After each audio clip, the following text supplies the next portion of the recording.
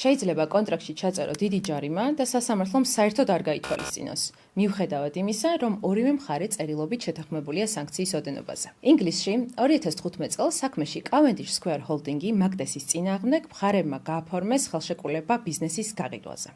პირობის მიხედვით, თუ გამყიდველი დაარღვევდა კონკურენციის აკრძალვას, ის დაკარგავდა $5 მილიონ.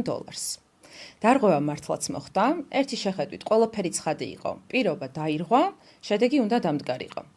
მაგრამ საქმე მივიდა გაერთიანებული სამეფოს უზენაეს სასამართლომდე, სადაც სასამართლომ თქვა მნიშვნელოვანი რამ: ყველა ჯარიმა არ არის აღსრულებადი. თუ ხელშეკრულებაში განსაზღვრული თანხა არ ემსახურება ლეგიტიმური ბიზნეს ინტერესის დაცვას და მხოლოდ დამრღვევის დასჯას ისახავს მიზნად, ის შეიძლება ჩაითვალოს არაგონივრულად და საერთოდ არ აღსრულდეს. ანუ კონტრაქტში ჩაწერა არნიშნავს, რომ ჯარიმა იმუშავებს. დასკვნა კი ასეთია: ჯარიმა უნდა იყოს პროპორციული და დაკავშირებული რეალურ ბიზნეს საფრთხესთან.